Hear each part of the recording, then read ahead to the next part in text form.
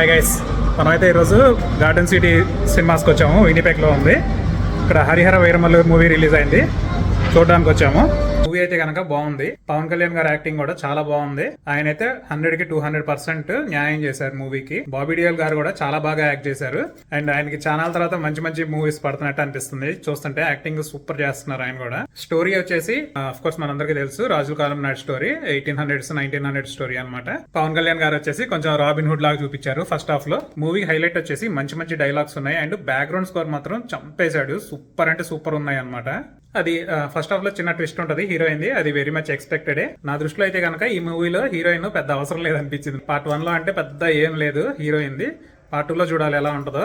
First half అయిపోయే టైంకి మూవీలో కొంచెం గ్రాఫిక్స్ కొంచెం వీక్ గా ఉన్నాయి అని అనిపించింది. సెకండ్ హాఫ్ వచ్చేసి బాగా స్లోగా స్టార్ట్ అయింది. ఇది పార్ట్ 2 కోసం లాగాడు అని అనిపించింది. సెకండ్ హాఫ్ లో బార్డర్ ఫైట్ వచ్చేసి 5 to 7 minutes ఉంటుంది. ప్యూర్ గూస్ బంప్స్, చాలా బాగుంటది. బ్యాక్గ్రౌండ్ స్కోర్ కూడా పర్ఫెక్ట్ గా వాడేశాడు. లాస్ట్ లో ఒక టోర్నడో లాగా వస్తుంది. అక్కడ రాజు గారికి కవచం లాగా చేస్తారు. అంటే బాబీ డియోల్ చుట్టూతా సైనికులందరూ కలిసి కవచం లాగా చేస్తారు. ఆ సీన్ కూడా చాలా బాగా చేశారు అనమాట. ఈ మూవీకి ఏదైనా నెగిటివ్ ఉంది అంటే అది కేవలం గ్రాఫిక్స్ మాత్రమే. ఈ మూవీని ఏదైనా వెనక్కి లాగిద్ది అంటే కూడా అది కూడా గ్రాఫిక్సే. ముందుకు లాక్కెళ్ళేది మొత్తం పవన్ కళ్యాణ్ గారు మాత్రం. ఈ movie 100% one time watchable. Solid 7 ఇచ్చేయచ్చు మూవీకి మాత్రం. Thank you guys.